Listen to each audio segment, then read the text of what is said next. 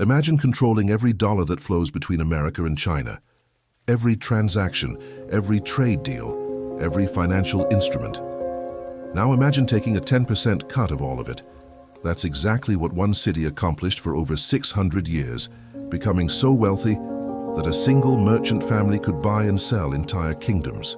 So powerful that they literally owned the Mediterranean Sea. So innovative that they invented half the financial tools that still run Wall Street today. This wasn't London. This wasn't New York. This was a collection of muddy islands in a swamp that most people couldn't even find on a map.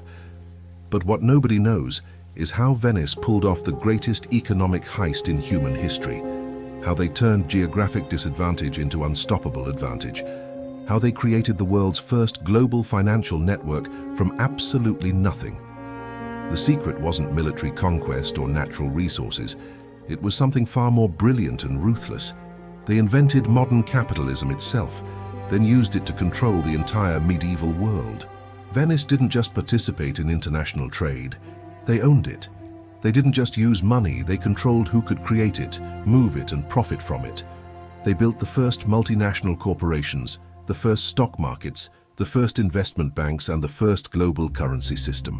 When Marco Polo returned from China with silk and spices, he wasn't just bringing back exotic goods.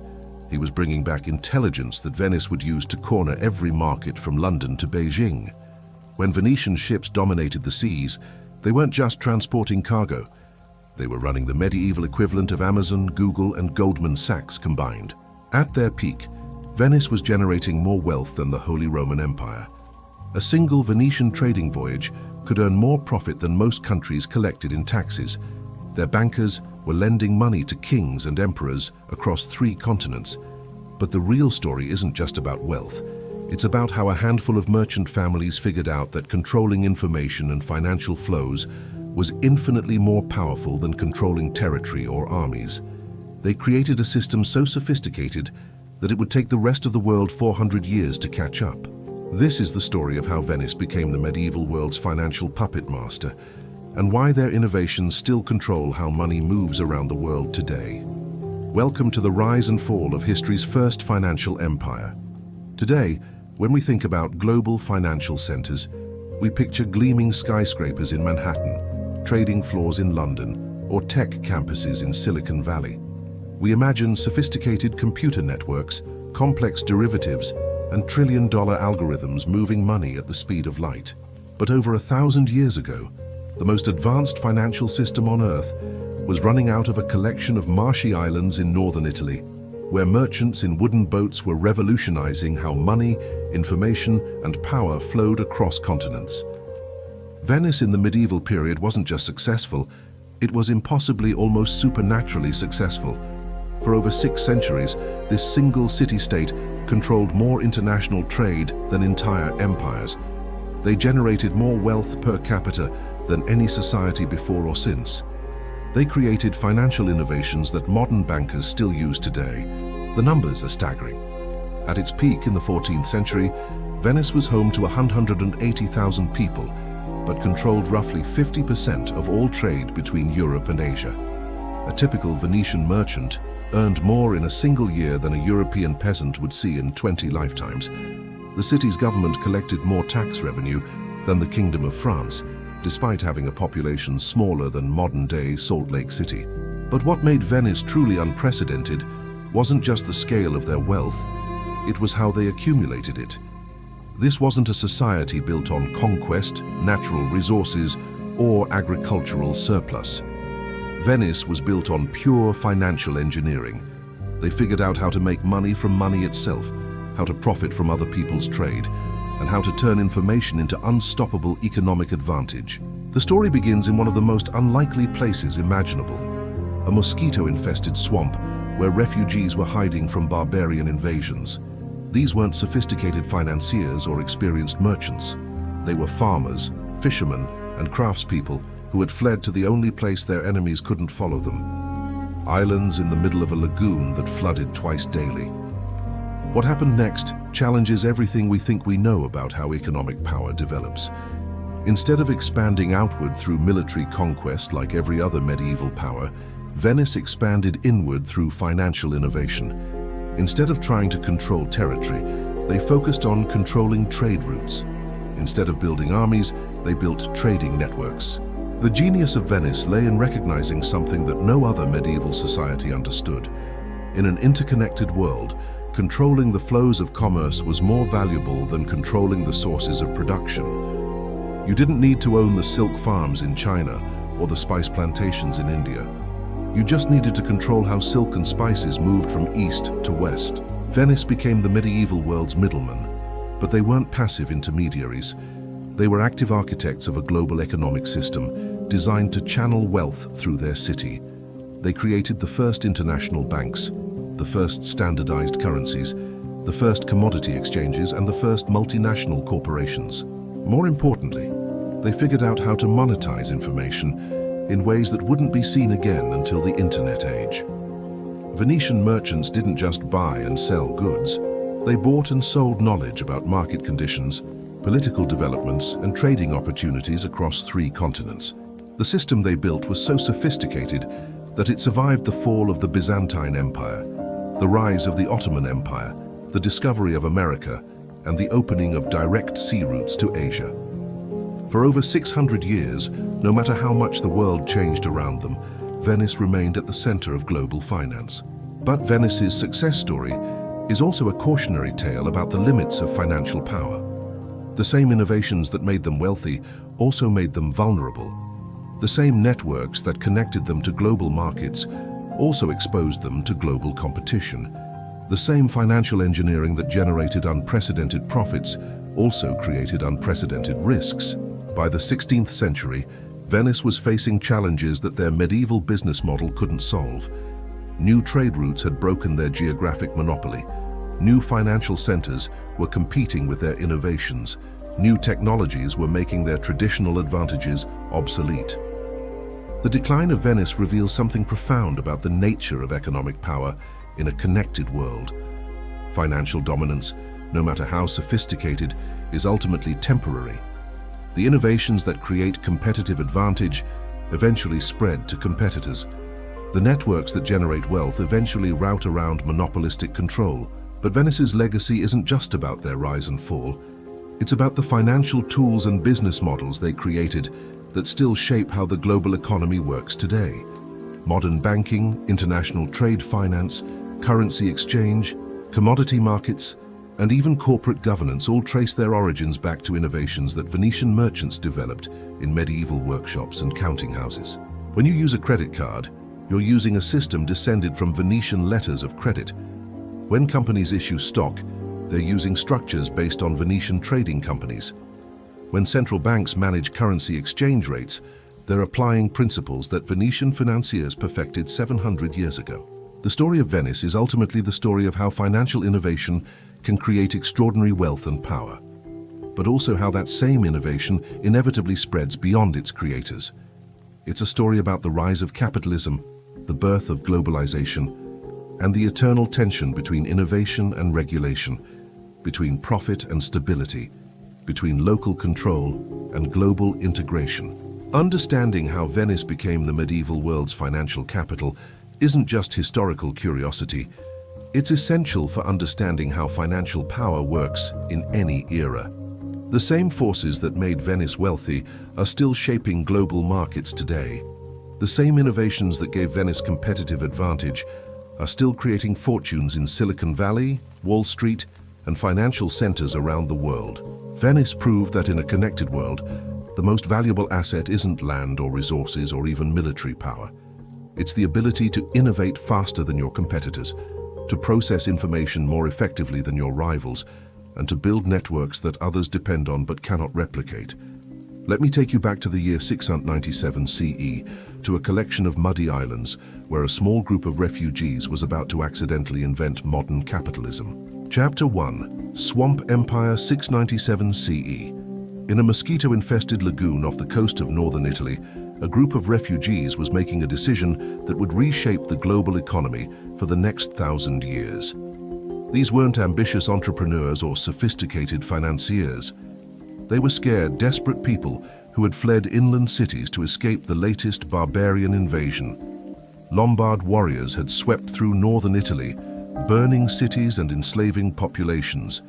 The only safe place left was a collection of marshy islands that no army could reach and no one else wanted.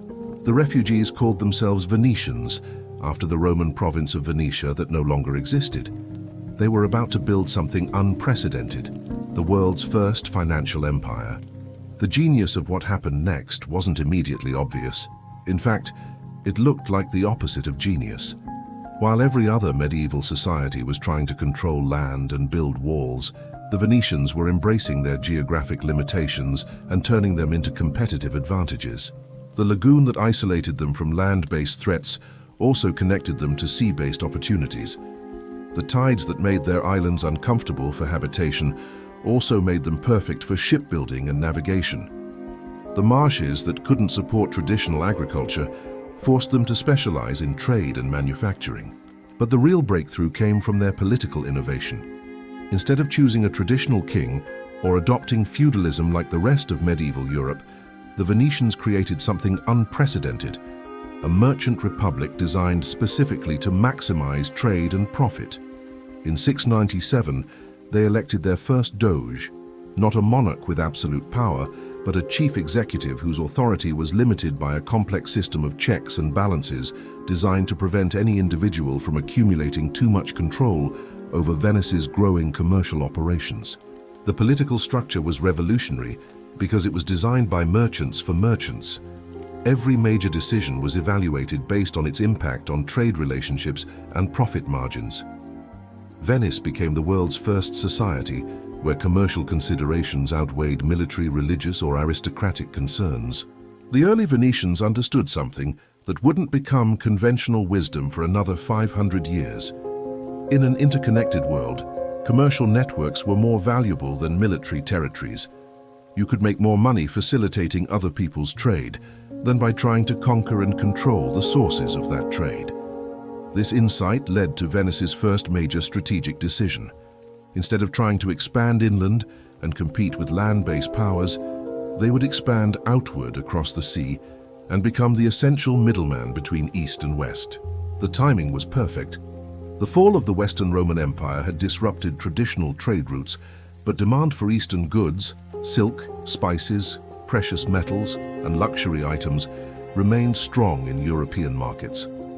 Meanwhile, the Byzantine Empire in Constantinople controlled the eastern end of these trade routes, but lacked the naval capacity to efficiently transport goods westward. Venice positioned itself as the crucial link in this transcontinental supply chain. Venetian merchants would travel to Constantinople and other eastern markets to purchase goods, then transport them to Western European cities where they could be sold at substantial markups. But the Venetians didn't just participate in existing trade networks, they systematically improved them. They developed new ship designs that could carry more cargo more efficiently. They established permanent trading posts in key cities. They created standardized weights, measures, and currency systems that reduced transaction costs and eliminated the chaos that characterized most medieval commerce. Most importantly, they began treating information as a tradable commodity. Venetian merchants didn't just buy and sell goods. They bought and sold knowledge about market conditions, political developments, and trading opportunities across the Mediterranean. This information network became Venice's most valuable asset. A Venetian merchant arriving in Constantinople would know more about market conditions in London than local merchants knew about conditions in nearby cities. This information advantage allowed Venetians to identify arbitrage opportunities, avoid political risks, and optimize their trading strategies in ways that gave them decisive competitive advantages. By 800 CE, Venice had established itself as the dominant maritime power in the Adriatic Sea. Their fleet was larger than most national navies. Their merchants were operating in dozens of cities across 3 continents. Their accumulated wealth was beginning to exceed that of traditional land-based kingdoms. But wealth brought new challenges. As Venice became more successful, they attracted more attention from potential competitors and enemies. Land-based powers began to see Venetian prosperity as a threat to their own interests. Rival maritime cities started copying Venetian innovations and competing for the same trade routes. Venice's response revealed the strategic thinking that would define their approach for the next 6 centuries. Instead of trying to maintain their advantages through military force or secrecy, they accelerated their innovation and expanded their networks faster than competitors could copy them. They began developing new financial instruments that allowed them to finance larger trading ventures with less capital. They created partnership structures that enabled multiple investors to share both risks and returns from trading expeditions. They established formal relationships with Eastern rulers that gave Venetian merchants preferential access to key markets. Most importantly, they started systematically documenting and codifying their business practices. Instead of relying on informal handshake agreements and personal relationships, Venetians developed written contracts, standardized accounting procedures, and formal legal frameworks for resolving commercial disputes. This documentation served multiple purposes. It reduced transaction costs by eliminating ambiguity about trading agreements. It enabled more complex business relationships by providing legal recourse when partnerships failed. And it allowed Venice to scale their operations by training new merchants in proven business methods. By 900 CE, Venice had created something unprecedented in medieval Europe, a standardized, scalable, and legally protected commercial system that could operate efficiently across vast distances and cultural differences. The system was generating extraordinary returns. A typical Venetian trading voyage could generate profits of 100 to 300%, compared to agricultural returns of maybe 5 to 10% in land-based economies. Venetian merchants were accumulating wealth faster than any previous commercial class in human history. But the Venetians understood that sustainable competitive advantage required more than just high returns. It required creating barriers to entry that would prevent competitors from replicating their success. Their solution was brilliant in its simplicity.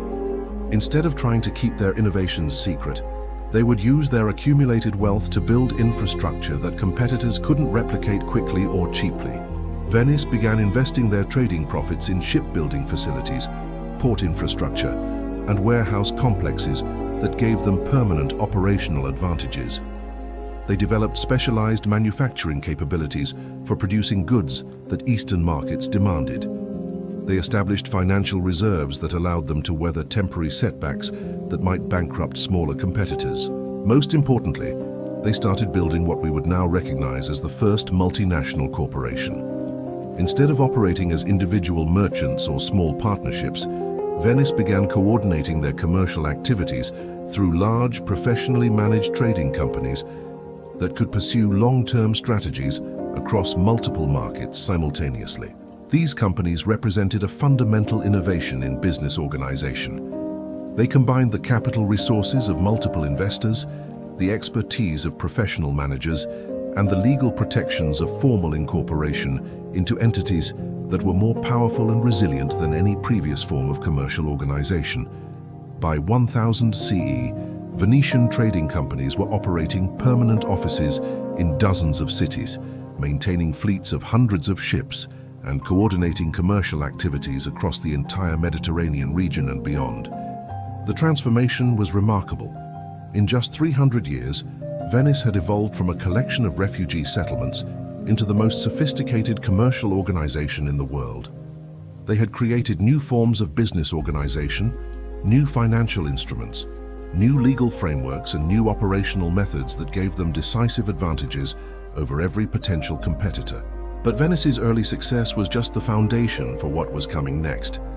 Their real breakthrough would come when they figured out how to monetize their relationship with the Byzantine Empire and transform themselves from successful merchants into the indispensable financial intermediaries for all trade between East and West.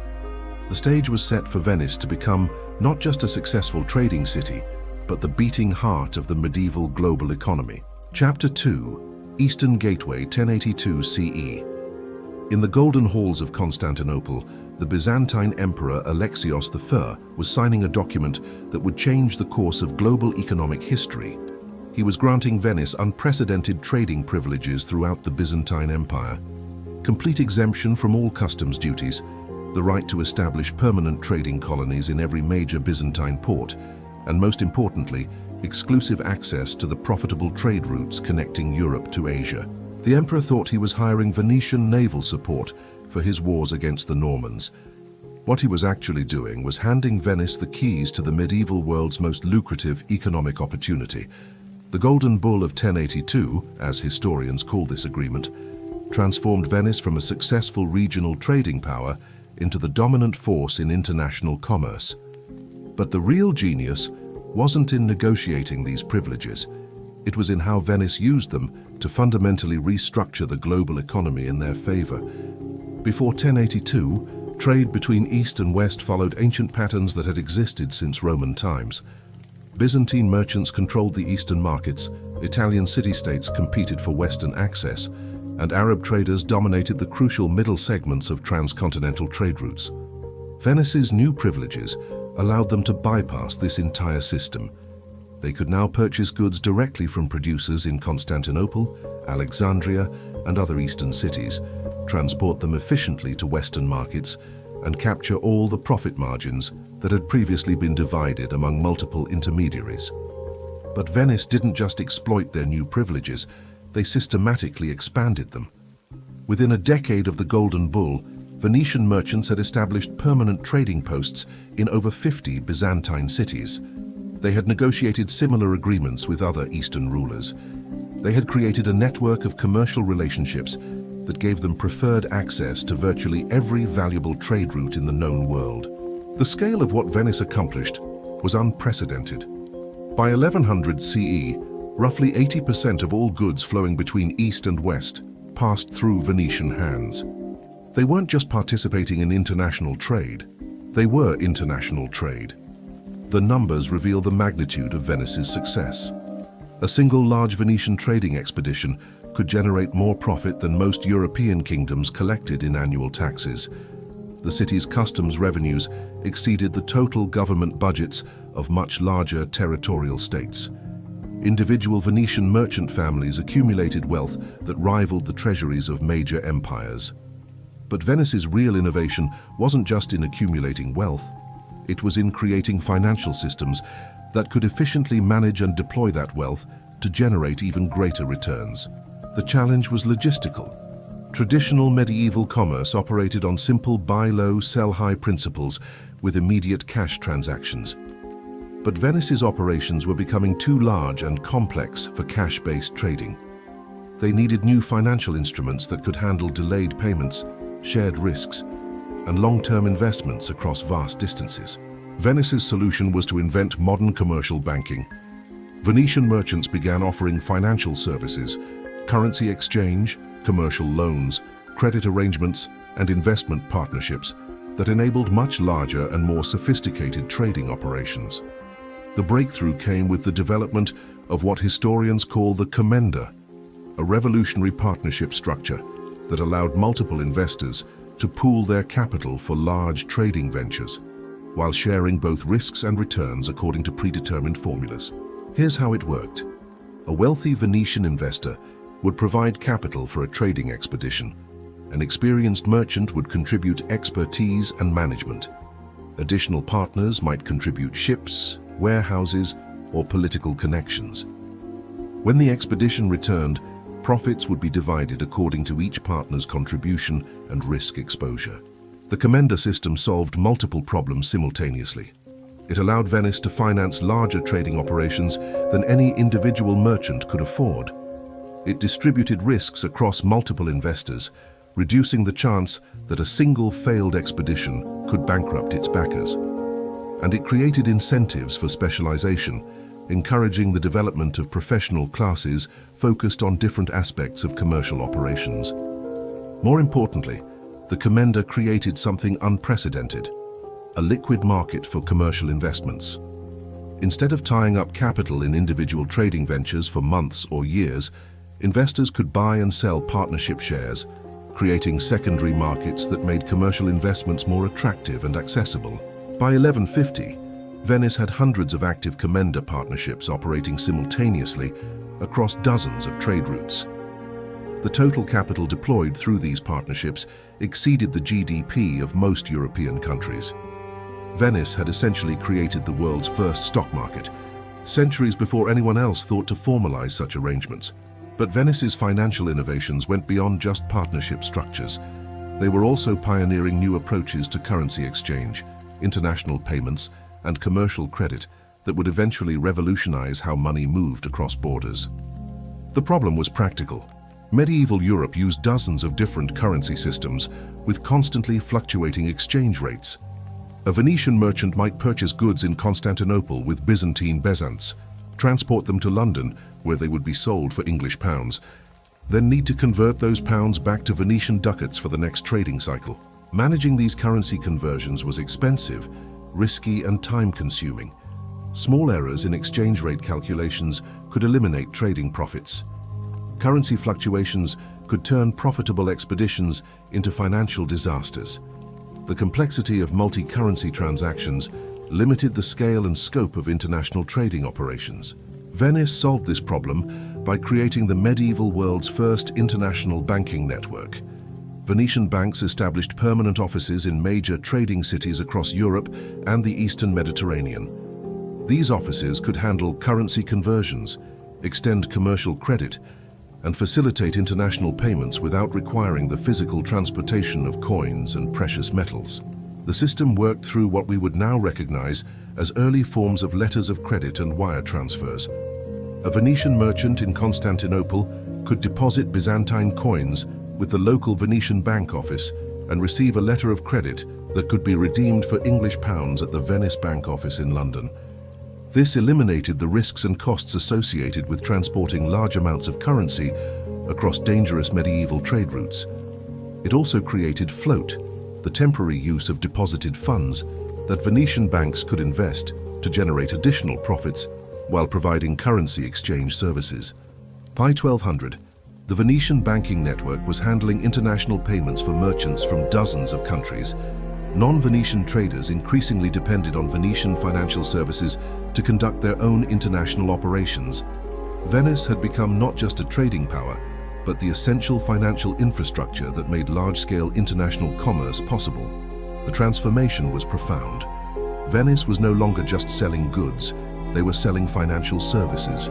They were no longer just participating in markets, they were creating and controlling the mechanisms that made markets function efficiently.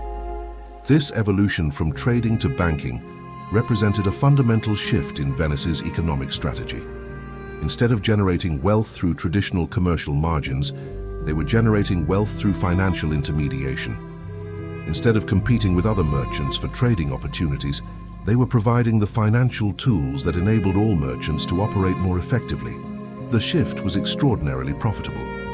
Financial services generated higher margins than physical trading, required less capital investment than maintaining large inventories, and created ongoing relationships with customers rather than one-time transactions. More importantly, providing financial services created network effects that strengthened Venice's competitive position. The more merchants who used Venetian banking services, the more valuable those services became to other potential users. The more international payments that flowed through Venetian networks, the more essential those networks became to global commerce. By 1250, Venice had achieved something unprecedented in medieval economics. They had created a business model that became more profitable and more defensible as it grew larger. Instead of facing the diminishing returns that limited most medieval enterprises, Venice's financial operations exhibited increasing returns to scale. The strategic implications were enormous. Venice was no longer just another successful trading city that might be displaced by competitors with better ships or more favorable geographic locations. They had become the essential financial infrastructure that connected the medieval global economy.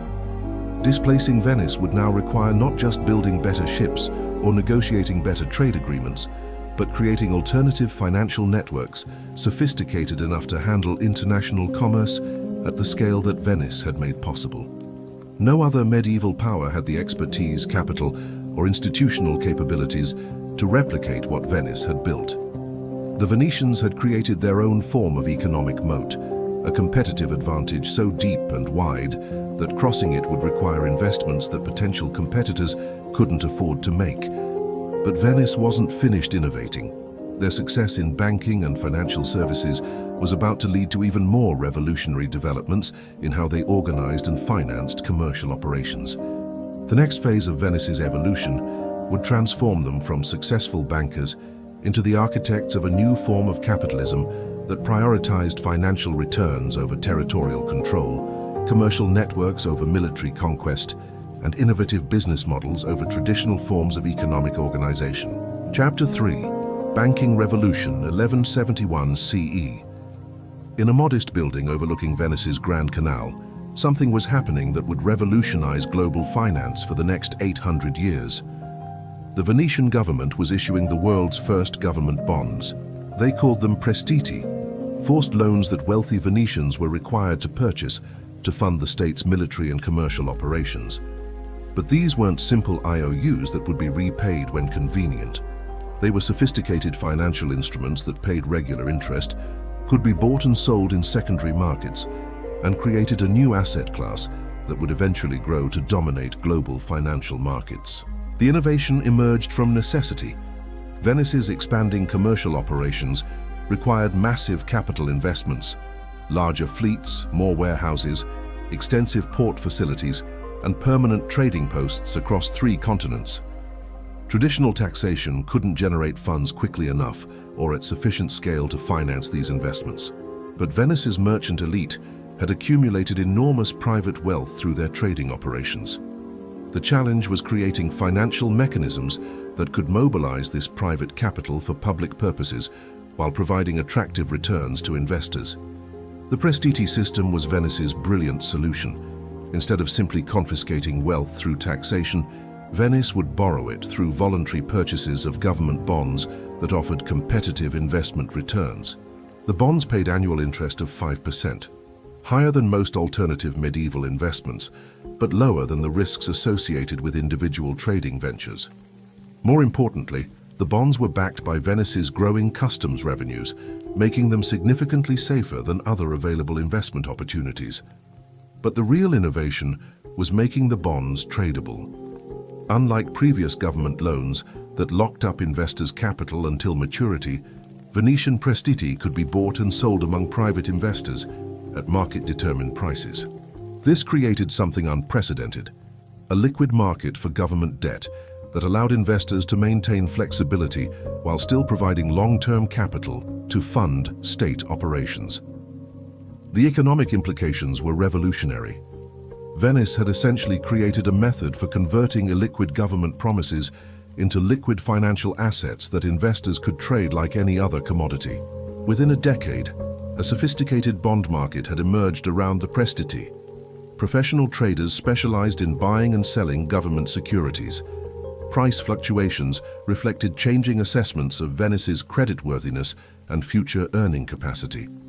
Secondary market trading volumes often exceeded the value of new bond issuances. But Venice didn't stop with government bonds. The same financial engineering principles that made prestiti successful could be applied to private commercial ventures, creating new investment opportunities that would accelerate Venice's economic growth.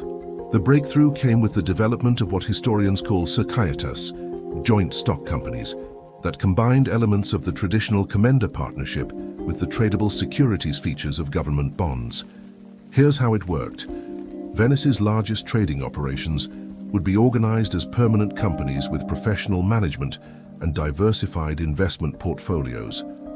Instead of funding individual trading expeditions, investors would purchase shares in these companies that entitled them to proportional shares of all profits generated by the company's various commercial activities.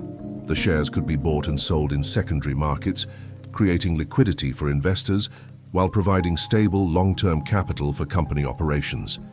The companies could pursue multi-year strategies, maintain permanent infrastructure, and develop specialized expertise that gave them competitive advantages over smaller, temporary partnerships. The societas represented a fundamental evolution in business organization. For the first time in history, commercial enterprises could separate ownership from management, raise capital from passive investors, and pursue strategies that extended beyond the lifespan or risk tolerance of any individual merchant. By 1200, Venice had dozens of active societas companies operating across different sectors of the economy. The largest companies employed hundreds of people, operated fleets of over 100 ships, and maintained permanent facilities in more than 50 cities across Europe, Asia, and Africa.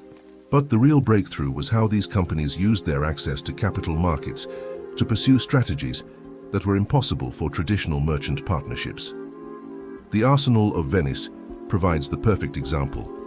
Founded in 1104 as a state-sponsored shipbuilding facility, the Arsenal evolved into something unprecedented, the world's first industrial corporation. Instead of building ships one at a time using traditional craft methods, the Arsenal implemented standardized production processes that could build multiple ships simultaneously using interchangeable parts and specialized labor. The innovation wasn't just technological, it was financial.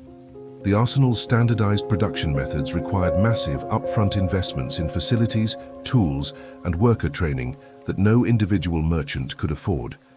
But by organizing as a societas and selling shares to multiple investors, the Arsenal could raise sufficient capital to implement production methods that dramatically reduced per-unit costs while increasing quality and reliability. The results were extraordinary. By 1250, the Arsenal was producing ships faster and cheaper than any other shipbuilding operation in the world. Venice's fleet became the largest and most technologically advanced in the Mediterranean. The cost advantages generated by industrial production methods enabled Venice to offer shipping services at prices that smaller competitors couldn't match. More importantly, the Arsenal demonstrated how financial innovation could enable technological innovation. The availability of patient capital through equity markets allowed Venice to pursue long-term investments in productivity improvements that generated competitive advantages for decades. This lesson was applied across Venice's economy. Venetian companies used access to capital markets to fund innovations in glass manufacturing, textile production, metallurgy, and other sectors that created exportable products and import substitutes. By 1300, Venice was no longer just a trading intermediary. They were a diversified economic power that combined commercial, financial, and manufacturing capabilities in ways that no other medieval society had achieved. But Venice's most sophisticated financial innovation was still to come. The same principles that had enabled successful government bonds and joint stock companies could be applied to international finance, creating new mechanisms for facilitating global trade and capturing profits from currency exchange and international payments. The innovation emerged from Venice's growing role as the financial center for international commerce. Merchants from across Europe and the Mediterranean were increasingly using Venetian banks to handle currency conversions, commercial credit, and international payments. But these services were generating transaction fees rather than the higher profits available through principal investing. Venice needed methods for using their accumulated capital and financial expertise to generate returns from international financial flows beyond just service charges. The solution was revolutionary. Venice began offering what we would now recognize as international trade finance and foreign exchange trading as profit centers rather than just customer services. Instead of simply facilitating currency conversions for a fee, Venetian banks began taking positions in foreign exchange markets, profiting from their superior information about international trade flows and currency supply and demand. Instead of just extending commercial credit to facilitate individual transactions, Venetian banks began offering structured finance products that allowed them to participate in the profits generated by international trading operations. Instead of just providing international payment services, Venetian banks began creating financial instruments that bundled and securitized international trade receivables, creating new asset classes that could be sold to investors. These innovations transformed Venice from a provider of financial services into a principal participant in international financial markets. They were no longer just facilitating other people's transactions. They were using their capital and expertise to generate profits from the underlying economic activities that those transactions represented. The profits were enormous. By 1350, Venice's financial operations were generating returns that exceeded their traditional trading profits. The city had evolved from a commercial power into a financial power that could profit from economic activity anywhere in the world where they had relationships and information. But the most important aspect of Venice's financial revolution wasn't just the profits it generated. It was how it changed the fundamental nature of economic power in the medieval world. Traditional medieval power was based on controlling territory, collecting taxes from agricultural production, and extracting tribute through military conquest. Venice had created a new form of power based on controlling financial flows, generating profits from commercial intermediation, and leveraging information advantages to capitalize on economic opportunities. This new model was more scalable, more flexible, and more profitable than traditional territorial power. It could adapt quickly to changing economic conditions, expand into new markets without military conquest, and generate wealth from other people's economic activity rather than requiring direct control over productive resources. Most importantly, Venice's financial innovations created network effects that strengthened their competitive position. The more international commerce that flowed through Venetian financial networks, the more valuable those networks became to potential users. The more information Venice accumulated about global economic conditions, the better they became at identifying and capitalizing on profitable opportunities. By 1400, Venice had created something unprecedented in human history, a form of economic organization that could generate wealth from managing and facilitating other people's economic activities on a global scale. The implications extended far beyond Venice itself. The financial tools and business models that Venice pioneered would eventually spread to other cities and countries, creating the foundation for modern capitalism and global financial markets. But in the medieval period, Venice's financial innovations gave them an almost insurmountable competitive advantage. They had essentially created the world's first modern economy in a world where everyone else was still operating according to feudal principles. The question was whether they could maintain their financial advantages long enough to cement their position as the permanent center of global economic activity, or whether their innovations would eventually be copied and improved upon by competitors with different strategic advantages. Chapter 4. Maritime Monopoly, 1204 CE. Constantinople, the greatest city in the world, was burning. But this wasn't a barbarian invasion or a natural disaster. This was something far more calculated and devastating, the world's first corporate-sponsored military conquest, financed and directed by Venetian merchants who had turned the Fourth Crusade into the most profitable business venture in medieval history. When Pope Innocent III called for a new crusade to recapture Jerusalem, he envisioned armies of faithful knights sailing directly to the Holy Land to fight the Muslims. What he got instead was a Venetian-controlled expedition that conquered the richest Christian city in the world and delivered its wealth to Venice's treasure houses. The transformation of the Fourth Crusade revealed the true extent of Venice's power and their willingness to use that power in ways that would reshape the medieval world according to their commercial interests. The story began with a simple business proposition. The crusading armies needed ships to transport 35,000 soldiers to the Holy Land. Venice was the only maritime power with sufficient shipbuilding capacity to provide the necessary transportation.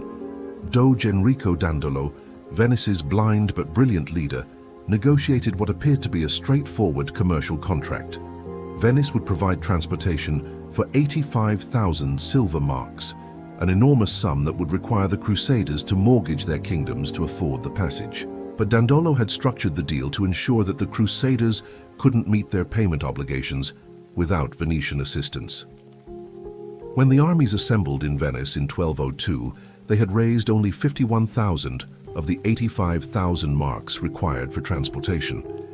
Instead of cancelling the expedition or reducing the scope of transportation services, Dandolo proposed an alternative payment arrangement. The Crusaders would help Venice capture Zara, a competing Adriatic port that had been disrupting Venetian trade routes. The capture of Zara was accomplished quickly and efficiently, but it created new complications. The Pope excommunicated the entire expedition for attacking a Christian city. More importantly, the Crusaders still owed Venice substantial money that they couldn't repay through normal means. Dandolo's solution was audacious beyond imagination. The expedition would attack Constantinople itself, the capital of the Byzantine Empire and Venice's primary trading partner for over 200 years. The decision wasn't made in anger or religious fervor. It was a calculated business decision based on detailed financial analysis of the potential returns from conquering the richest city in the medieval world. Venice had accumulated detailed intelligence about Constantinople's wealth through centuries of trading relationships. They knew the locations of the imperial treasuries, the value of the city's religious artifacts, and the economic potential of the Byzantine Empire's territories. More importantly, Venice understood that conquering Constantinople would eliminate their most powerful potential competitor and give them complete control over trade routes between Europe and Asia. The siege and capture of Constantinople in April 1204 was one of the most devastating events in medieval history. The city that had preserved Greek learning and Roman law for 1,000 years was systematically looted by armies that Venice had transported and equipped for that specific purpose. But the looting wasn't random vandalism. It was organized wealth extraction, conducted according to predetermined formulas that Venice had negotiated before the attack began. Venice received 1/4 of all treasure captured in the city, plus 3/8 of all Byzantine territories conquered by the expedition. More importantly, they received complete commercial control over the conquered empire's trade routes and ports. The immediate financial returns were staggering. Venice's share of Constantinople's treasure exceeded the total wealth that the city had accumulated through 2 centuries of successful trading. Individual Venetian merchants became wealthier than most European kings. But the real value wasn't in the immediate loot. It was in the long-term commercial advantages that Venice had purchased through their investment in military conquest. The conquest of Constantinople eliminated the Byzantine Empire as an independent economic power and replaced it with a series of weak crusader states that depended on Venetian financial and logistical support for their survival. Venice now controlled both ends of the most profitable trade routes in the medieval world: the Western European markets, where Eastern goods commanded premium prices, and the Eastern sources, where those goods could be purchased at production costs. They had essentially created a vertically integrated supply chain that spanned 3 continents and eliminated most of their potential competitors through a single military operation. The strategic implications were profound. Venice was no longer just another successful trading city competing with rivals for market share. They had become the dominant economic power in the Eastern Mediterranean, with quasi-monopolistic control over transcontinental trade. The numbers reveal the magnitude of Venice's success. Between 1204 and 1250, Venetian trade volumes increased by over 400%. The city's population grew from 85,000 to 120,000 as merchants and craftspeople from across Europe migrated to participate in Venice's expanding economy. Government revenues increased so dramatically that Venice could afford to fund massive infrastructure projects while maintaining the largest navy in the Mediterranean and still accumulating financial reserves that exceeded most national treasuries. But Venice's monopolistic position created new challenges. Success attracted attention from potential competitors who wanted to share in the enormous profits generated by Eastern trade. Military success encouraged other powers to consider whether they could use force to break Venice's commercial dominance. Venice's response revealed their sophisticated understanding of how to maintain competitive advantages in a world where other powers were actively trying to undermine their position. Instead of trying to maintain their advantages through military force alone, Venice systematically strengthened their economic position by developing new capabilities that would be difficult for competitors to replicate. They used their accumulated wealth to fund technological innovations that improved their operational efficiency. Venetian shipbuilders developed new vessel designs that could carry more cargo while requiring smaller crews. Venetian manufacturers developed new production techniques that created high-value exports that commanded premium prices in international markets. Most importantly, Venice began diversifying their economic activities beyond just trading Eastern goods to Western markets. They developed banking operations that could profit from facilitating other people's commercial activities. They created manufacturing capabilities that could generate wealth from adding value to raw materials. They established service industries that could capture profits from their accumulated expertise and infrastructure. The diversification strategy was brilliantly executed. By 1300, Venice was no longer dependent on any single source of revenue or vulnerable to disruption of any single trade route. Their banking operations were generating profits from commercial activities across Europe and the Eastern Mediterranean. Their manufacturing operations were producing goods that were sold in markets from London to Cairo. Their shipping services were used by merchants from dozens of countries who lacked the capacity to handle their own international transportation needs. Venice had evolved from a trading monopoly into a diversified economic ecosystem that could generate wealth from multiple sources simultaneously. But perhaps the most important aspect of Venice's maritime monopoly was how it enabled them to develop new forms of business organization that would eventually spread throughout the global economy. The scale and complexity of Venice's operations required coordination mechanisms that were more sophisticated than traditional medieval business practices could provide. Venice pioneered what we would now recognize as modern corporate management. Professional hierarchies, specialized departments, standardized procedures, and systematic reporting systems that enabled large organizations to operate efficiently across vast distances and cultural differences. These innovations weren't just internal efficiency improvements, they created new capabilities that gave Venice advantages in every market where they operated. Venetian companies could pursue long-term strategies that smaller competitors couldn't afford to implement. They could diversify risks across multiple markets and activities in ways that made them more resilient during economic downturns. They could develop specialized expertise that enabled them to offer superior products and services in competitive markets. By 1350, Venice had created what we would now recognize as the world's first multinational corporations, business organizations that operated across multiple countries, currencies, and legal systems while maintaining unified strategic direction and operational coordination. These corporations were generating wealth and wielding influence that exceeded many sovereign governments. The largest Venetian trading companies had larger budgets than most European kingdoms and more sophisticated intelligence networks than most royal governments. But the success of Venice's maritime monopoly also contained the seeds of its eventual limitations. The same innovations that gave Venice competitive advantages would eventually be copied and improved upon by competitors with different strategic assets. The financial tools that Venice developed to fund their expansion would eventually enable other powers to finance competing operations. The business models that Venice pioneered would eventually be adopted by merchants in other cities who could offer similar services at competitive prices. Most importantly, Venice's success would eventually encourage other powers to develop alternative trade routes and commercial networks that could bypass Venetian control entirely. The question facing Venice by 1400 was whether they could continue innovating faster than their competitors could copy their existing innovations, or whether the maritime monopoly that had made them wealthy would eventually be undermined by the spread of the same capabilities that had created their advantages in the first place. Chapter 5. Financial Innovation 1345 CE.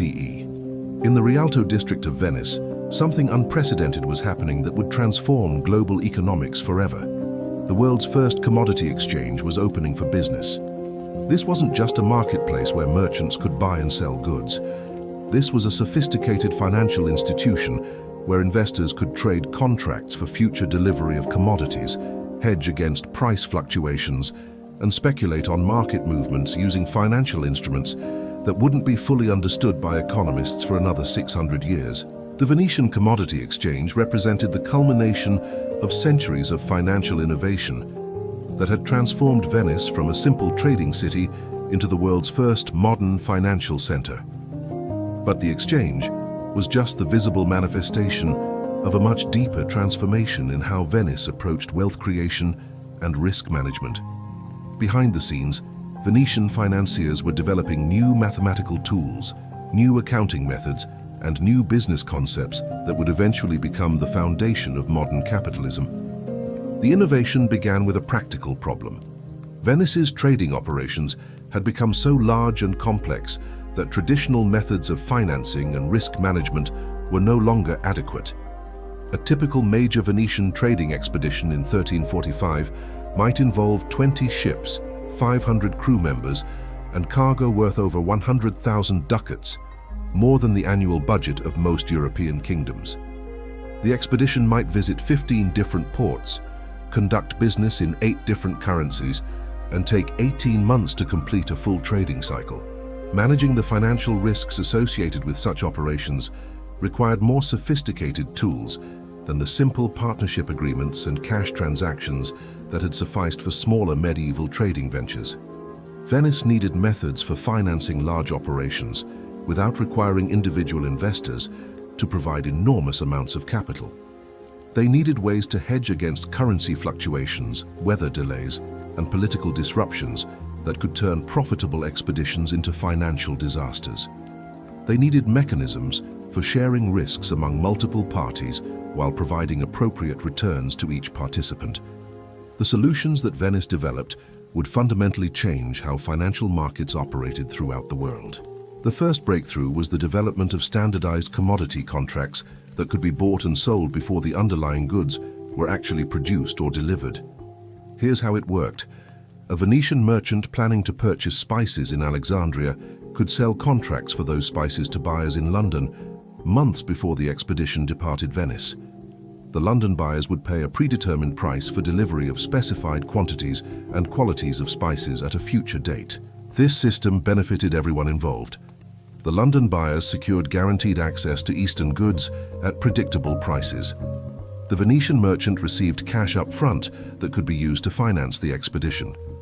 Both parties eliminated the risks associated with price fluctuations between the time the expedition was planned and the time the goods were actually delivered. But the real innovation was making these contracts tradable. Instead of locking buyers and sellers into fixed agreements, Venice created secondary markets where commodity contracts could be bought and sold among investors who might never intend to take physical delivery of the underlying goods.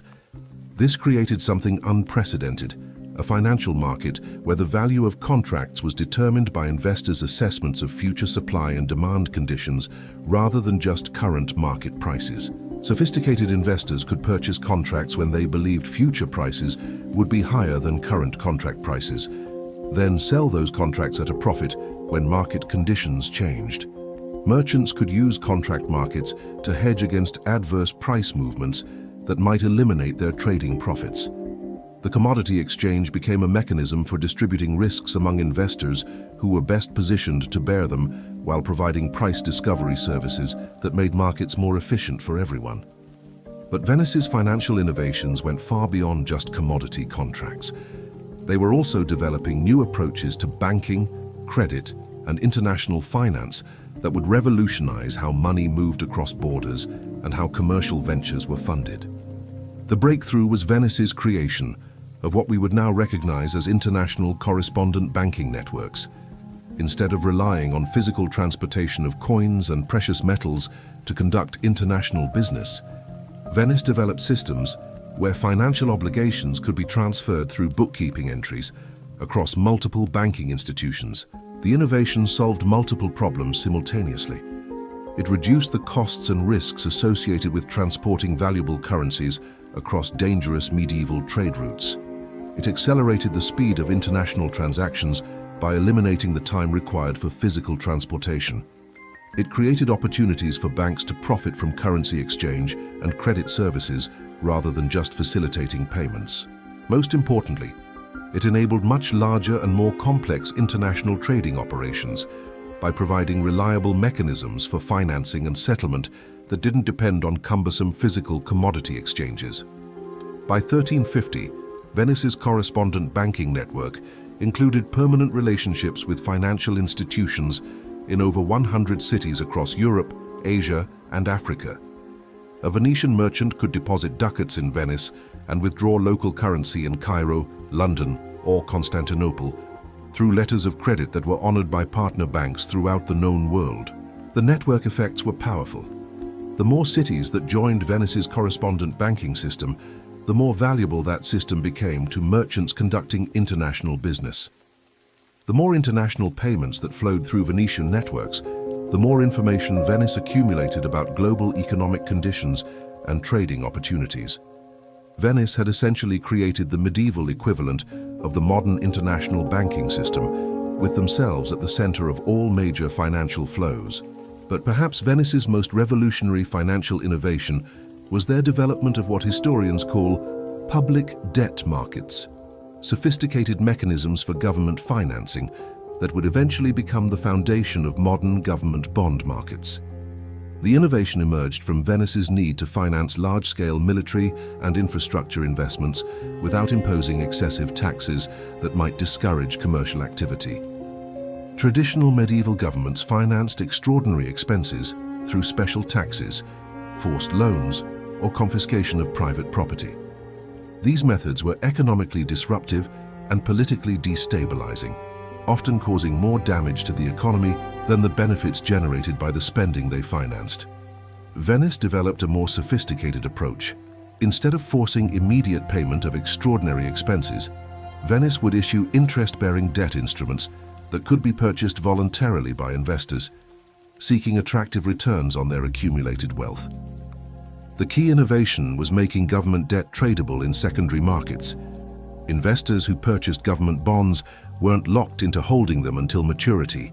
They could sell their bonds to other investors at market-determined prices that reflected changing assessments of Venice's creditworthiness and future earning capacity.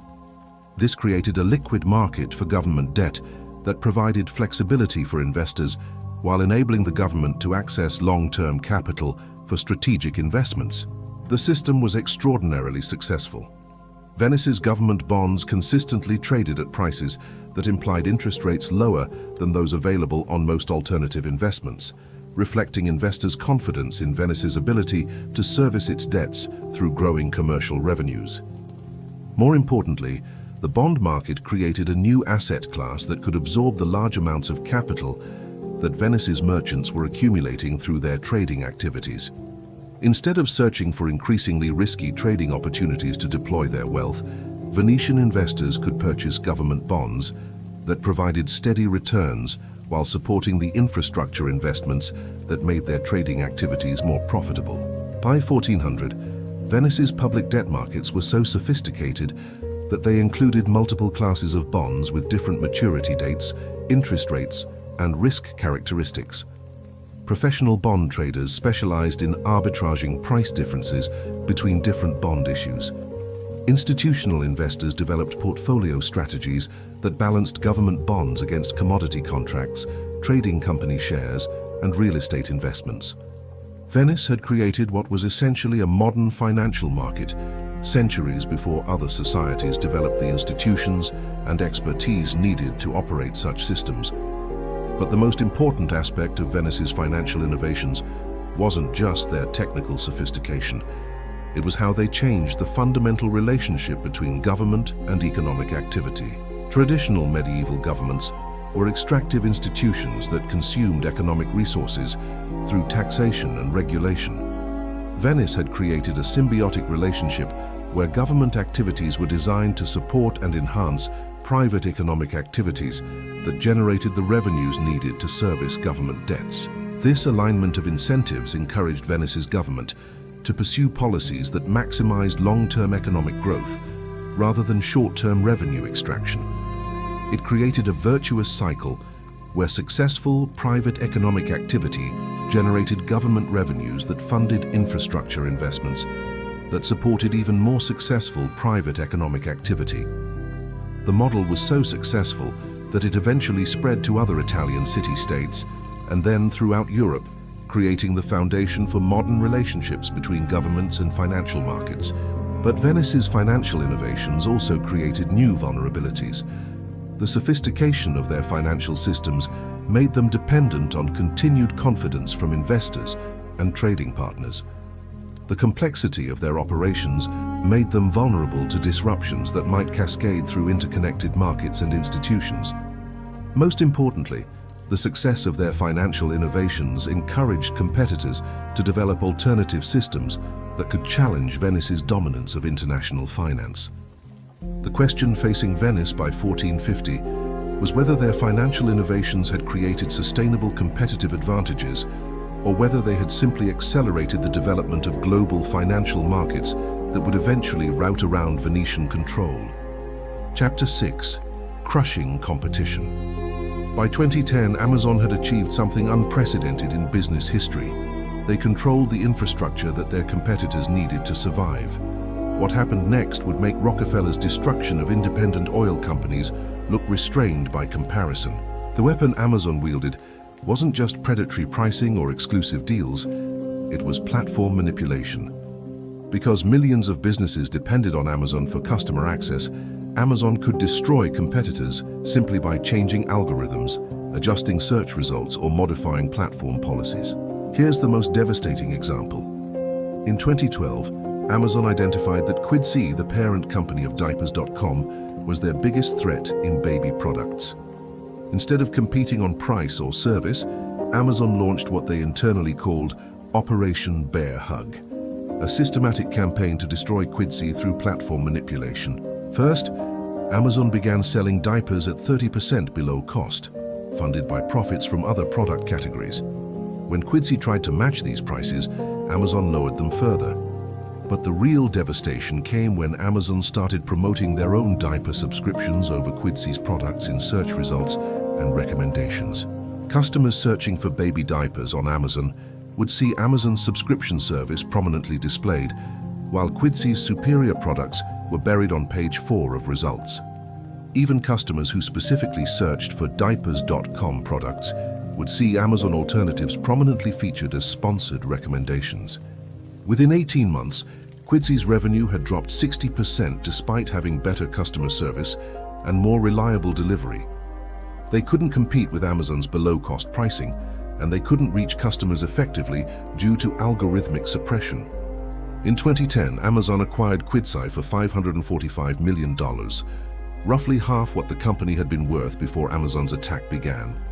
But here's the most revealing detail. Once Amazon controlled Quidsy, they immediately raised diaper prices by 25% and reduced delivery speed. The improved customer experience they'd promised during the acquisition disappeared once competition was eliminated. This pattern repeated across dozens of industries. Amazon would identify successful competitors, launch below-cost pricing campaigns, suppress competitors' visibility through algorithm manipulation, and then acquire the weakened companies at bargain prices. It was like Rockefeller's railroad tactics, but executed with digital precision and algorithmic automation. The most systematic example was Amazon's destruction of independent electronics retailers between 2015 and 2020. Using data from their marketplace, Amazon identified which electronics categories were most profitable for third-party sellers. Then they began selling competing products under Amazon's private labels, while simultaneously making it harder for original sellers to reach customers. Take the case of lightning cables for iPhones. Third-party sellers were making healthy profits, selling high-quality charging cables for $15 to $20. Amazon launched Amazon Basics lightning cables for $8.99 while promoting them aggressively in search results and bundling them with other Amazon products. But the real devastation came through what Amazon called search result optimization. Customers searching for iPhone charger would see Amazon Basics cables prominently displayed with badges like Amazon's Choice and Best Seller, while third-party alternatives were relegated to lower positions regardless of their actual sales volume or customer ratings. Internal Amazon documents revealed that Amazon's Choice badges weren't based on objective quality metrics. They were strategic promotions designed to boost Amazon's private label products over competitors. The badge created an illusion of editorial recommendation while actually representing algorithmic profit maximization. Within 2 years, over 200 independent electronics accessories sellers had been forced off Amazon's platform due to decreased visibility and sales volume. The few that survived were forced to drastically reduce prices and accept minimal profit margins, effectively subsidizing Amazon's market control. But platform manipulation went far beyond search results. Amazon wielded dozens of policy tools that could destroy competitors without appearing anti-competitive.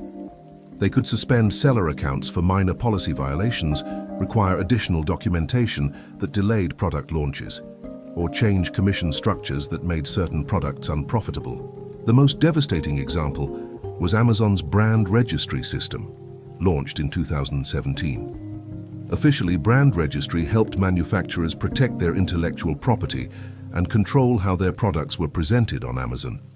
In reality, it gave Amazon unprecedented power to control which companies could sell what products. Here's how it worked. Manufacturers had to register their brands with Amazon and follow specific guidelines for product listings, pricing, and marketing. If Amazon determined that a manufacturer was competing too effectively with Amazon's private label products, they could impose additional requirements, delay approval processes, or reject brand applications entirely. Small manufacturers found themselves trapped in bureaucratic processes that could take months to resolve, while Amazon's private label versions of their products launched immediately. By the time their appeals were approved, Amazon had often captured significant market share in their category. The case of RAVPower, a popular electronics accessory manufacturer, illustrates this perfectly. In 2020, RAVPower was one of Amazon's top-selling brands for phone chargers and portable batteries. When Amazon launched competing products under Amazon Basics, RAVPower's sales began declining due to reduced search visibility. When RAVPower complained about algorithmic suppression, Amazon suspended their entire account for alleged review manipulation, a violation that hundreds of sellers had committed without facing account suspension.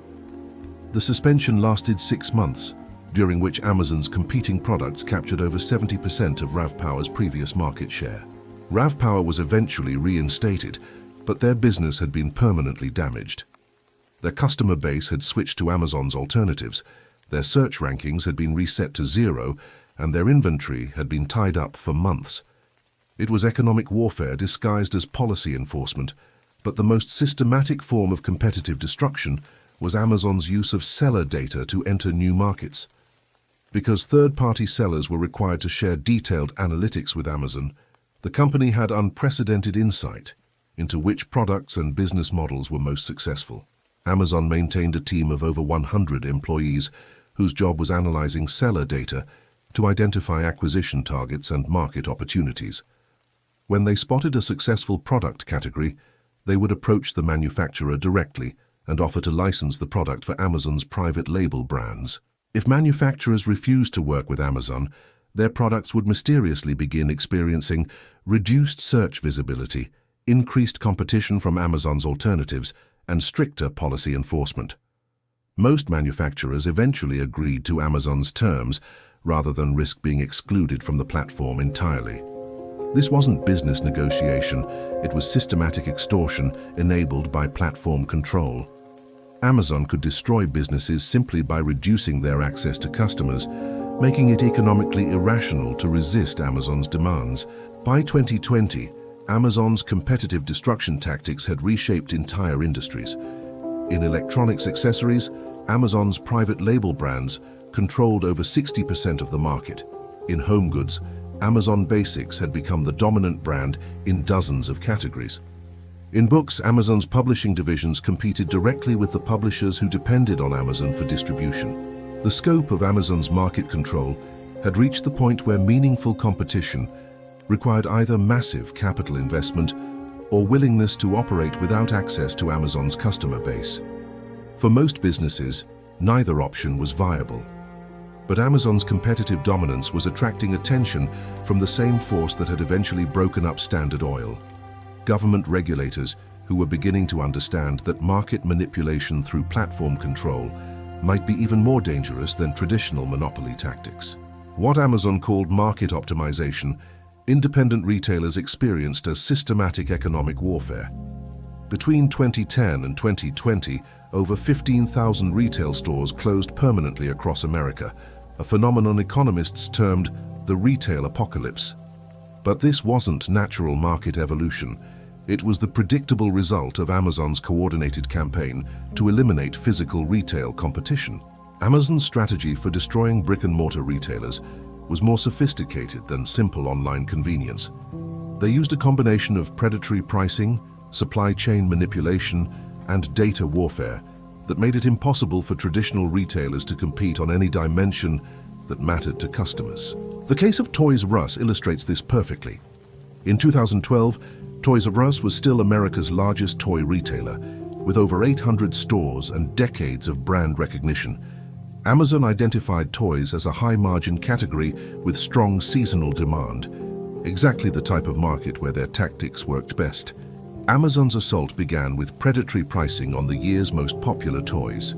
Hot Wheels cars that Toys R Us sold for $0.97 were offered on Amazon for $0.60. Lego sets with $49.99 retail prices were listed at $39.99 with free shipping for Prime members. Action figures, board games, and educational toys all followed the same pattern. Amazon prices consistently 20–30% below traditional retail. But the real devastation came during the crucial holiday shopping season. Amazon used their data advantage to identify which toys would be most in demand, then bought massive quantities directly from manufacturers at volume discounts that individual retailers couldn't match. When Toys R Us tried to restock popular items, they found manufacturers had sold their entire production runs to Amazon. The supply chain manipulation was devastating. Parents looking for specific toys would find them unavailable at Toys R Us, but readily available on Amazon with next-day delivery. Even when Toys R Us had inventory, Amazon's algorithmic recommendations steered customers toward Amazon's exclusive products or better-priced alternatives. Within 5 years, Toys R Us's revenue had declined by 40%, while their costs increased due to reduced purchasing power with suppliers. In 2017, they filed for bankruptcy. Amazon immediately hired hundreds of Toys R Us's most experienced buyers and opened their own toy distribution centers in the same markets where Toys R Us had closed stores. The Toys R Us destruction wasn't an isolated incident. It was a template Amazon applied across dozens of retail categories. Electronics retailers like Circuit City, bookstores like Borders, and sporting goods chains like Sports Authority all faced identical pressure campaigns that followed the same predictable pattern. But Amazon's most systematic competitive destruction targeted the millions of small businesses that formed the backbone of American retail. These businesses lacked the resources to fight Amazon's predatory tactics or the scale to negotiate equivalent supplier deals. For Amazon, they represented pure market share to be captured. Amazon's approach to small business elimination was automated and algorithmic. They maintained databases tracking over 500,000 independent retailers across multiple categories, monitoring their products, prices, and customer reviews in real time. When these businesses showed signs of success, they triggered Amazon's competitive response protocols. The most revealing example was Amazon's treatment of independent bookstores between 2015 and 2020. Despite having already dominated online book sales, Amazon continued targeting physical bookstores through tactics that served no purpose beyond competitor elimination. Amazon would identify successful independent bookstores in specific geographic markets, then launch targeted advertising campaigns, promoting Amazon's book selection to customers in those zip codes. They'd offer exclusive discounts on bestsellers and free shipping for book orders, making it economically irrational for local customers to shop at physical bookstores. But Amazon's campaigns went beyond simple price competition. They used location data from mobile apps to identify customers who had visited independent bookstores, then targeted those specific individuals with personalized recommendations for books similar to ones they'd browsed in physical stores.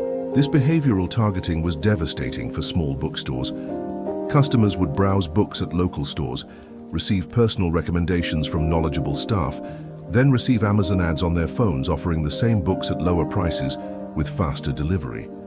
The bookstores provided the service, but Amazon captured the sales. Internal Amazon documents from 2018 revealed that these campaigns were explicitly designed to eliminate physical bookstores rather than acquire customers who wouldn't otherwise shop on Amazon. Amazon executives tracked bookstore closures in real time and celebrated each closure as a market optimization success. The human cost of these eliminations was enormous. Independent bookstores weren't just businesses. They were community gathering places that hosted author events, book clubs, and literary discussions. When they closed, entire communities lost cultural infrastructure that Amazon's algorithmic recommendations couldn't replace. Amazon's most insidious competitive weapon was their treatment of third-party sellers, the millions of small businesses that used Amazon's platform to reach customers. These sellers generated over 60% of Amazon's sales volume, but Amazon treated them as both customers and competitors in ways that systematically extracted value while eliminating their independence. The exploitation began with Amazon's fee structure. Third-party sellers paid referral fees, 8 to 15% of sales, fulfillment fees, 20–35% of sales, storage fees, advertising fees, and various penalty fees for policy violations. After all fees, most sellers retained less than 40% of their gross revenue, margins so thin that any competitive pressure could force them out of business. But Amazon's real exploitation came through data extraction and algorithmic manipulation. Because sellers had to share detailed sales data with Amazon, the company gained unprecedented insight into which products were most profitable and which business models were most successful. Amazon used this intelligence to identify graduation opportunities, successful third-party sellers who could be replaced by Amazon's private label products. When Amazon identified these opportunities, they would launch competing products while simultaneously reducing the original seller's platform visibility.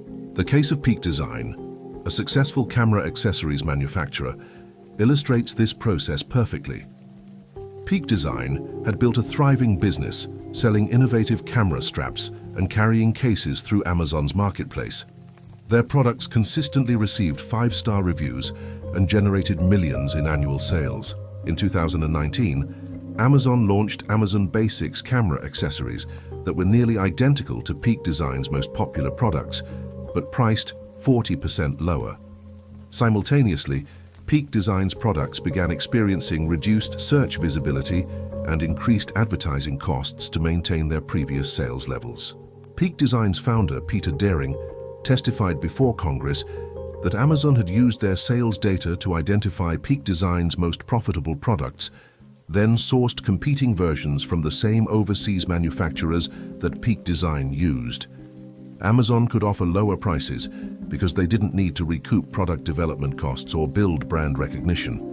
When Peak Design complained about the algorithmic suppression, Amazon suspended their account for alleged review manipulation, a violation that hundreds of sellers had committed without facing suspension. The suspension lasted 3 months, during which Amazon's competing products captured over 70% of Peak Design's previous market share. Peak Design was eventually reinstated, but their business had been permanently damaged. Their customer base had switched to Amazon's alternatives, their search rankings had been reset, and their brand recognition had been undermined. It was systematic destruction disguised as policy enforcement. Amazon's platform manipulation had become so systematic that they maintained internal playbooks outlining specific tactics for eliminating different types of competitive threats. These playbooks were revealed during congressional investigations and showed how Amazon had industrialized the process of competitor destruction. The successful seller reduction protocol outlined steps for managing third-party sellers who were becoming too independent or profitable. Stage 1 involved increasing their fees and reducing their organic visibility. Stage 2 included stricter policy enforcement and longer payment delays. Stage 3 involved account suspension or termination for policy violations that were selectively enforced. The Brand Challenge Response Protocol addressed how to handle manufacturers who tried to control their brand presentation on Amazon's platform. Amazon would threaten to delist their products entirely, promote competing alternatives, or launch private label versions if manufacturers didn't accept Amazon's terms for pricing and presentation.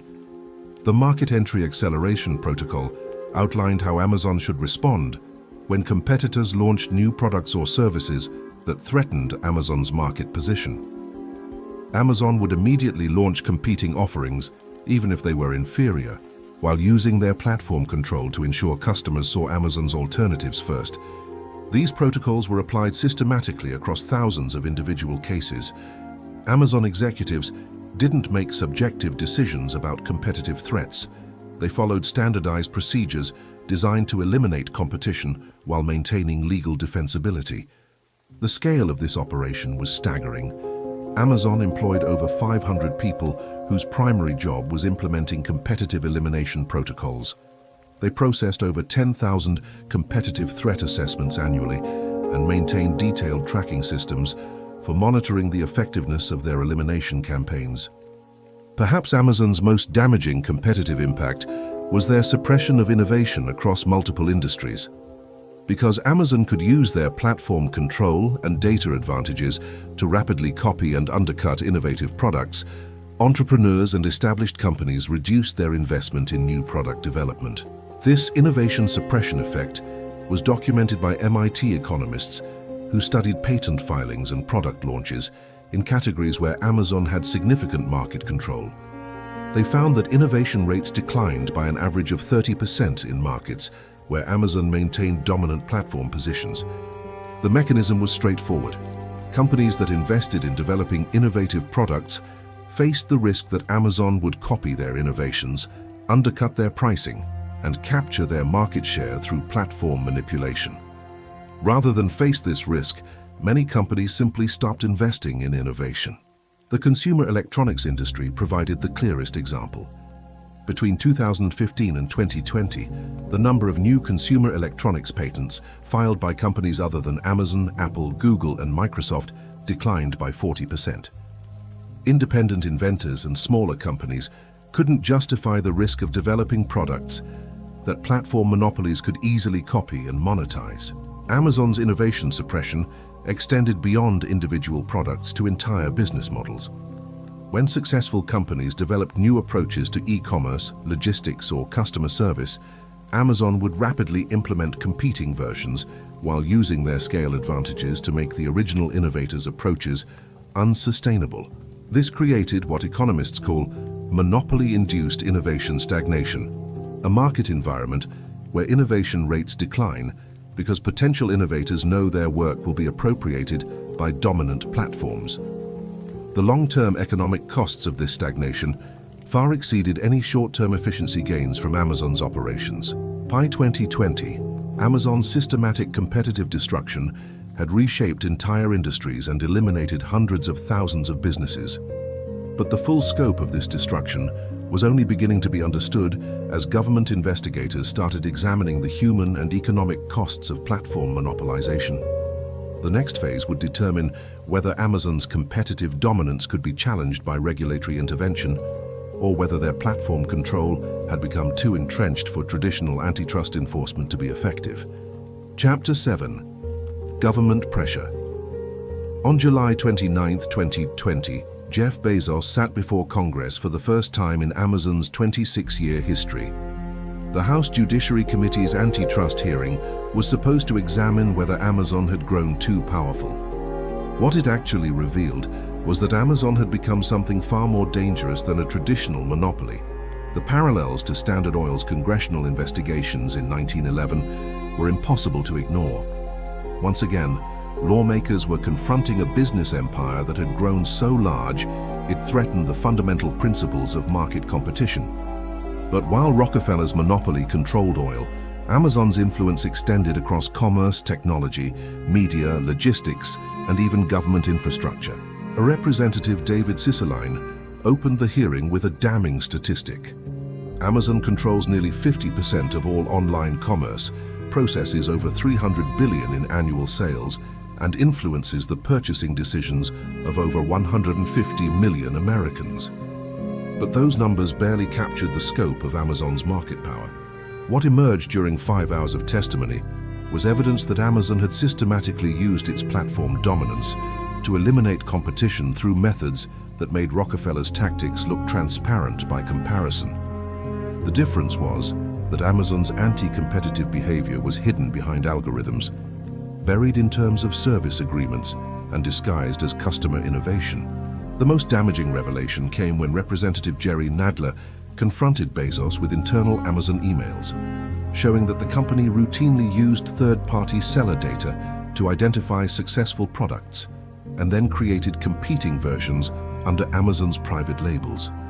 When Bezos claimed Amazon had policies against this practice, Nadler produced documented evidence of over 100 instances where Amazon had violated their own stated policies. But the congressional hearing was just the surface of a much deeper investigation that had been building for years. Behind the scenes, Former Amazon executives had been providing regulators with internal documents that revealed the systematic nature of Amazon's anti-competitive practices. The most damaging evidence came from Rebecca Henderson, a former Amazon category manager who had worked on the company's private label strategy between 2015 and 2019. Henderson had retained copies of internal presentations, email chains, and strategic documents that showed exactly how Amazon used third-party seller data to identify acquisition targets and develop competing products. One particularly revealing document was Amazon's Opportunity Assessment Template, a standardized framework used to evaluate whether Amazon should enter new product categories. The template included sections for third-party revenue analysis, margin opportunity assessment, and competitive elimination timeline. The template made clear that Amazon's product development decisions weren't based on customer needs or innovation opportunities. They were based on identifying profitable markets controlled by third-party sellers that Amazon could capture through platform manipulation and predatory pricing. Henderson's documents showed that Amazon maintained detailed profiles on over 10,000 third-party sellers, tracking their sales volumes, profit margins, supplier relationships, and operational vulnerabilities. This database was used to prioritize which businesses to target for elimination or acquisition. The most systematic example was Amazon's approach to the vitamins and supplements market. Internal documents from 2018 showed that Amazon identified this category as generating over $2 billion in annual revenue with average margins of 40%, significantly higher than most retail categories. Amazon's strategy documents outlined a three-phase plan to capture this market. Phase 1 involved launching Amazon Elements vitamins at below-cost prices while negotiating exclusive deals with major supplement manufacturers. Phase 2 included algorithmic suppression of third-party supplement sellers through reduced search visibility and increased advertising costs. Phase 3 involved acquiring the most successful remaining sellers at depressed valuations. The plan worked exactly as designed. Between 2018 and 2021, Amazon Elements captured over 30% of the online vitamins market, while hundreds of independent supplement sellers either closed their businesses or accepted Amazon's acquisition offers at prices 60% below their pre-competition valuations. While federal regulators struggled with Amazon's complexity and political influence, several state attorneys general began their own investigations that revealed different aspects of Amazon's anti-competitive behavior. The California Attorney General's office focused specifically on Amazon's treatment of warehouse workers and delivery drivers. Their investigation revealed that Amazon had used their logistics network to create working conditions that violated state labor laws while preventing workers from seeking employment with competitors. California investigators found that Amazon required warehouse workers and delivery drivers to sign non-compete agreements that prohibited them from working for competing logistics companies for 2 years after leaving Amazon. These agreements were enforceable even for entry-level positions that required no specialized training or access to proprietary information. The non-compete agreements served no legitimate business purpose beyond preventing Amazon's workforce from strengthening competitors. When UPS, FedEx, or smaller logistics companies tried to hire experienced workers, they found that most qualified candidates were legally prohibited from accepting employment. Even more troubling, California's investigation revealed that Amazon used their employment practices as a competitive weapon against cities and regions that opposed their expansion plans. When local governments imposed regulations on warehouse operations or delivery vehicle emissions, Amazon would threaten to relocate operations and eliminate jobs. The threat was particularly effective because Amazon had become one of the largest private employers in many regions. Cities that depended on Amazon's warehouses for tax revenue and employment couldn't afford to lose Amazon's operations, giving the company unprecedented leverage over local policy decisions. New York's investigation took a different approach, focusing on Amazon's impact on small businesses and local retail markets. Attorney General Letitia James commissioned an economic analysis that tracked the correlation between Amazon warehouse openings and small business closures in surrounding areas. The study found that Amazon warehouse openings were followed by average small business closure rates of 30% within a 25-mile radius over 3 years. The effect was most pronounced for electronics retailers, bookstores, and specialty retail shops that competed directly with Amazon's core product categories. But the study also revealed indirect effects that hadn't been previously documented. Restaurants, hair salons, and other service businesses experienced declining revenues as local retail districts lost foot traffic to Amazon's delivery services. The economic impact extended far beyond direct retail competition to affect entire commercial ecosystems. The European Union's case was particularly sophisticated because EU regulators had been studying Amazon's practices for over 5 years before filing formal charges. EU investigators had identified how Amazon used proprietary data to manipulate search results, promote their own products over competitors, and create what they termed algorithmic market distortion. In their formal complaint, EU regulators wrote, "Amazon has dual role as both platform provider and retailer, creates inherent conflicts of interest that systematically harm competition. Amazon uses its position as marketplace operator to exploit sensitive data about competitors' businesses, giving Amazon's retail arm unfair advantages." The investigation revealed specific examples that shocked even experienced antitrust lawyers. Amazon had used aggregate sales data from French book retailers to negotiate exclusive distribution deals that effectively blocked competitors from accessing popular titles. They'd used seller performance metrics to identify which third-party logistics companies were most successful, then acquired them to prevent competitors from accessing equivalent services. But the most damaging finding was that Amazon's anti-competitive behavior had accelerated after previous regulatory warnings. Between 2018 and 2020, while facing increasing antitrust scrutiny, Amazon had actually expanded their private label operations and increased their algorithmic promotion of Amazon-owned products over competitors. The EU's investigation also uncovered Amazon's Project Cosmos, an internal initiative designed to identify and eliminate what Amazon executives called platform threats. These threats included successful third-party sellers who were building independent customer relationships that reduced their dependence on Amazon's platform. Project Cosmos used machine learning algorithms to analyze seller behavior patterns and identify businesses that were graduating from platform dependency. These sellers would then face increased fees, reduced search visibility, and stricter policy enforcement designed to either force them back into platform dependency or eliminate them entirely. The most systematic example involved Amazon's treatment of European fashion retailers. When several successful clothing sellers began developing their own e-commerce websites and reducing their reliance on Amazon's platform, Amazon implemented what they internally called retention penalties.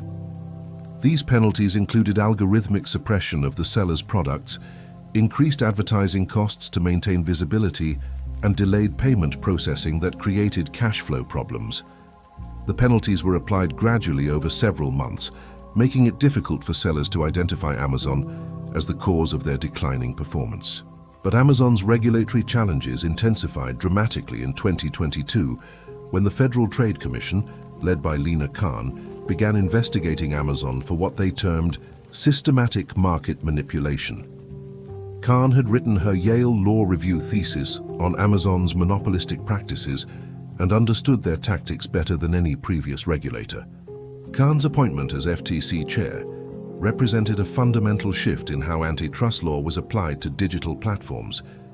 Previous regulators had focused on whether monopolies harmed consumers through higher prices or reduced quality. Khan argued that platform monopolies could harm competition even while providing short-term benefits to consumers. This approach, known as neo-Brandeisian antitrust theory, focused on market structure and competitive processes rather than just consumer outcomes. Under Khan's leadership, the FTC began investigating whether Amazon's practices prevented competition from emerging, regardless of whether consumers were immediately harmed. The FTC's investigation revealed that Amazon's anti-competitive behavior had actually worsened as they'd grown larger. Between 2019 and 2022, Amazon had increased fees charged to third-party sellers by an average of 30%, while reducing the visibility of products from sellers who refuse to use Amazon's logistics services. Internal Amazon documents obtained by the FTC showed that executives explicitly discussed using fee increases and policy changes to discipline sellers who were succeeding too independently or threatening Amazon's private label growth. It was systematic exploitation enabled by platform dependency. Khan's team also uncovered Amazon's Competitive Intelligence Division, a 200-person department dedicated to monitoring competitor activities and developing strategies to eliminate threats to Amazon's market position. This division maintained detailed files on over 5,000 companies across multiple industries, tracking everything from their financial performance to their key personnel. The Competitive Intelligence Division operated with sophistication that rivaled government intelligence agencies. They monitored competitor job postings to identify strategic initiatives, analyzed patent filings to anticipate new products, and tracked social media activity to gauge public sentiment about Amazon's rivals. Most troubling, the division maintained what they called neutralization protocols for different types of competitive threats.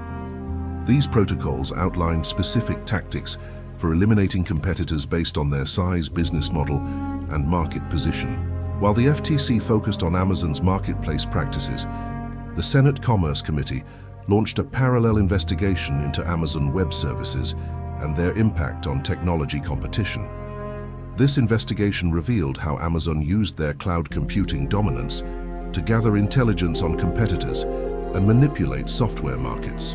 AWS hosted websites and applications for millions of companies, giving Amazon unprecedented visibility into their rivals' operations, customer behavior, and business strategies. Committee investigators found evidence that Amazon had used this access to identify emerging technologies and business models that threatened Amazon's market position. The most damaging revelation was Amazon's competitive monitoring program, a systematic effort to analyze data from AWS customers to identify potential acquisition targets and competitive threats.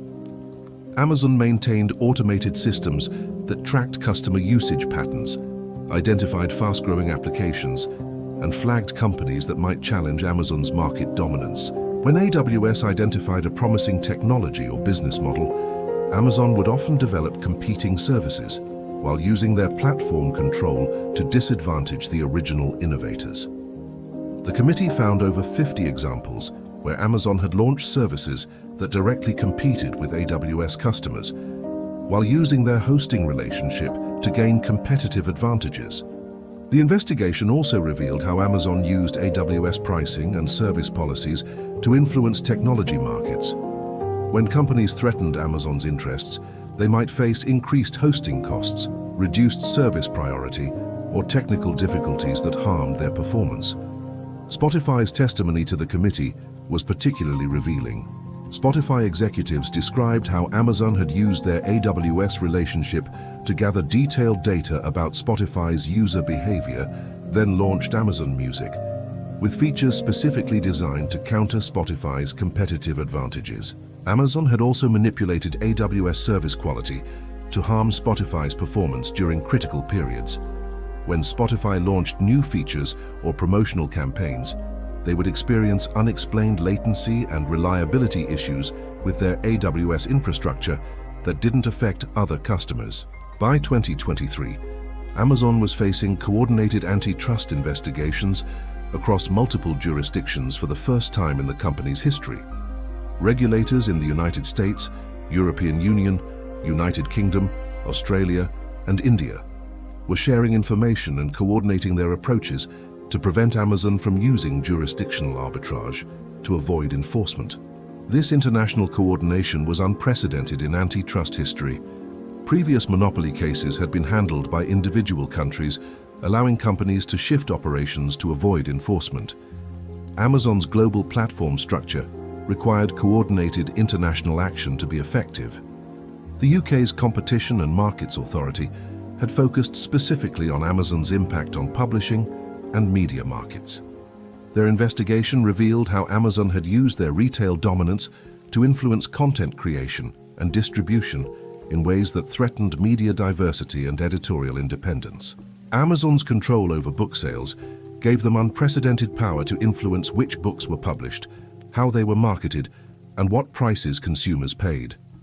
Publishers who refused Amazon's terms would find their books algorithmically suppressed, excluded from promotional programs, or removed from the platform entirely. The CMA's investigation also revealed Amazon's strategy for controlling digital media markets. Through Prime Video, Amazon Music, and Kindle, Amazon had created an integrated entertainment ecosystem that made it economically irrational for customers to choose competing services. Amazon's bundling strategy meant that customers who subscribed to Prime for shipping benefits automatically gained access to video and music services, making it difficult for standalone competitors like Netflix and Spotify to acquire customers who were already receiving equivalent services as part of their Amazon subscription. But Amazon's response to regulatory pressure revealed how much more sophisticated they'd become compared to Standard Oil. Instead of fighting regulations directly, Amazon launched what they called regulatory arbitrage, moving operations between jurisdictions to avoid oversight while maintaining market control. When the EU threatened to break up Amazon's marketplace and logistics operations, Amazon restructured their European business across multiple subsidiaries with complex ownership arrangements that made regulatory enforcement nearly impossible. When individual states proposed antitrust legislation, Amazon shifted operations to more business-friendly jurisdictions while maintaining customer access through their national platform. Amazon also weaponized their economic importance in ways that Rockefeller never could. When cities or states proposed Amazon-specific regulations, Amazon would threaten to relocate warehouses, cancel expansion plans, or reduce local employment.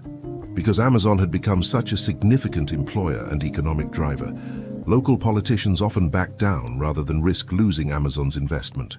The most sophisticated example was Amazon's response to New York's proposed digital services tax in 2021. Instead of fighting the tax directly, Amazon announced they were reassessing their commitment to New York operations and might relocate their advertising and cloud computing divisions to other states. Within weeks, the tax proposal was quietly withdrawn. Amazon had also developed a sophisticated lobbying and public relations operation designed to influence regulatory outcomes. They spent over $15 million annually on federal lobbying, hired former government officials as executives, and funded research organizations that produced studies supporting Amazon's policy positions. Amazon's lobbying strategy focused on framing antitrust enforcement as a threat to American competitiveness against Chinese technology companies. They argued that breaking up Amazon would give advantages to Alibaba and other Chinese platforms while harming American consumers and businesses. This argument proved particularly effective with lawmakers who were concerned about national security and economic competitiveness. Amazon positioned themselves as essential infrastructure for American commerce that couldn't be weakened without harming national interests. Amazon's legal strategy for fighting antitrust enforcement was equally sophisticated. They assembled teams of the world's best antitrust lawyers and developed arguments designed to exploit weaknesses in existing antitrust law that hadn't been updated for the digital economy. Amazon's primary legal argument was that traditional antitrust law focused on consumer harm through higher prices or reduced quality, but Amazon provided lower prices and better service than competitors. They claimed that antitrust enforcement against Amazon would harm the consumers that antitrust law was supposed to protect. This argument created a legal paradox that existing antitrust frameworks struggled to address.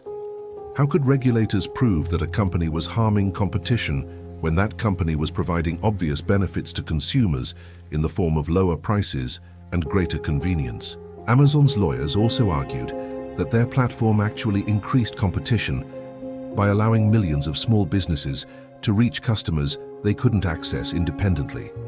They claimed that Amazon's marketplace democratized commerce and created opportunities for entrepreneurs that wouldn't exist without Amazon's infrastructure. The legal complexity of Amazon's business model made it difficult for regulators to craft remedies that would restore competition without disrupting the genuine benefits that Amazon's platform provided.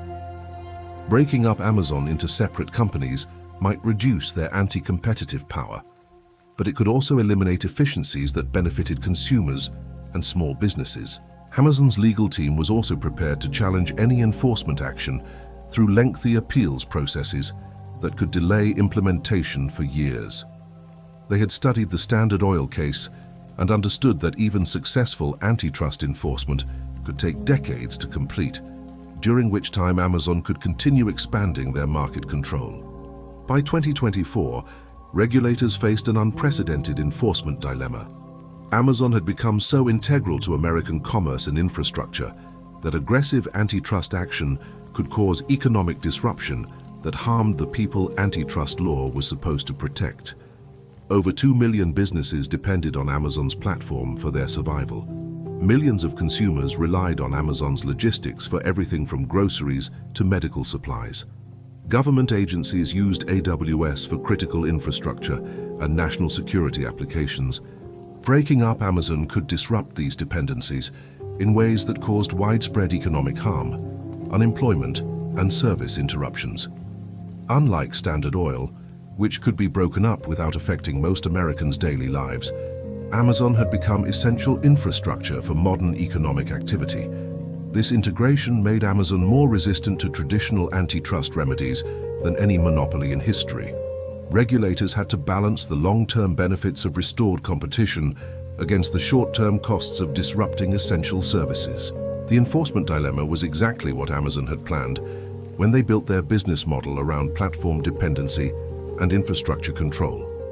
By making themselves indispensable to millions of businesses and consumers, they had created political protection that made aggressive enforcement economically and politically costly. Whether regulators would find ways to address Amazon's monopoly power without causing systemic economic disruption remained an open question as 2024 concluded. But one thing was certain: Amazon had succeeded in creating the most politically sustainable monopoly in American history, one that might prove immune to the enforcement actions that had broken up previous monopolies.